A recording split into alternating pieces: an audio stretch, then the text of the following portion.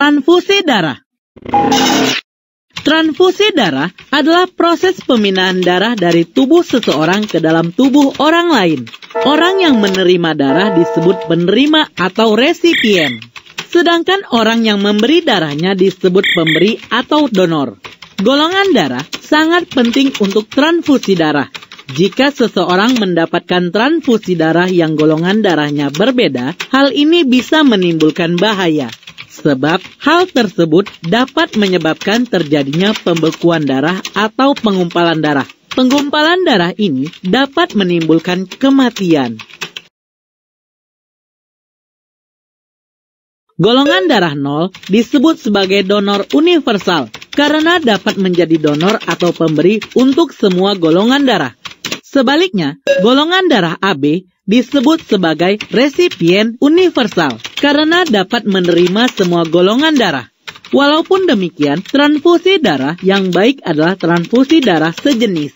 Jadi, untuk mencegah terjadinya penggumpalan darah pada saat transfusi, golongan darah donor atau pemberi dan resipien atau penerima harus diperhatikan. Berikut adalah tabel kemungkinan transfusi darah pada manusia. Jika golongan darah donor adalah A, transfusi darah dapat dilakukan jika resipien memiliki golongan darah A atau 0. Jika golongan darah donor adalah B, transfusi darah dapat dilakukan jika resipien memiliki golongan darah B atau 0.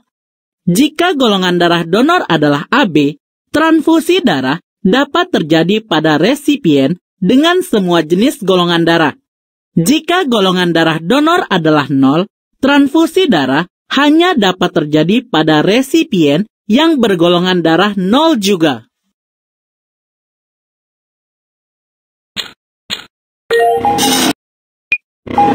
Sistem peredaran getah bening. Selain sistem peredaran darah, manusia juga mempunyai sistem peredaran getah bening atau limfa. Sistem peredaran getah bening atau limfa terdiri atas cairan limfa, pembuluh limfa, dan kelenjar limfa. A. Cairan limfa. Cairan limfa adalah cairan yang terdapat di dalam pembuluh limfa. Cairan ini mengandung sel-sel darah putih yang berfungsi membunuh kuman penyakit yang masuk ke dalam tubuh. Selain itu, cairan limfa juga mengandung lemak.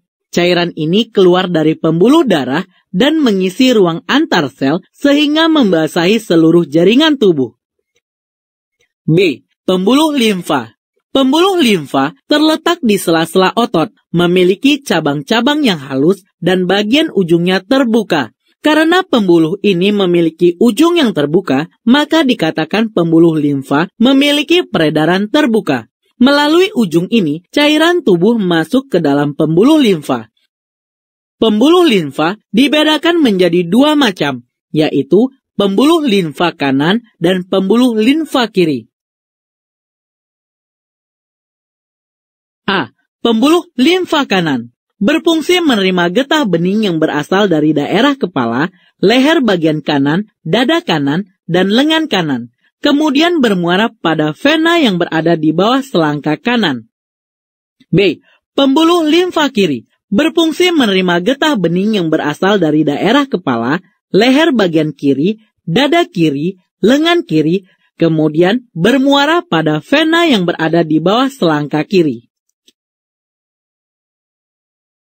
C. Kelenjar limfa. Kelenjar limfa terdapat di sepanjang pembuluh limfa, terutama pada pangkal paha, ketiak, dan leher.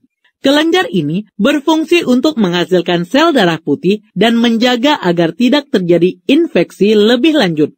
Di dalam tubuh kita, terdapat alat tubuh yang mempunyai fungsi yang sama dengan kelenjar limfa, yaitu limpa dan tonsil. Limpa merupakan sebuah kelenjar yang terletak di belakang lambung dan berwarna ungu.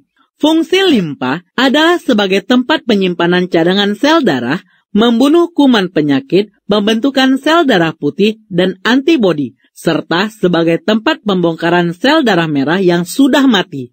Sedangkan tonsil terletak di bagian kanan dan kiri pangkal tenggorokan. Tonsil yang berada di belakang disebut polip hidung. Fungsi tonsil adalah untuk mencegah infeksi yang masuk melalui hidung dan mulut.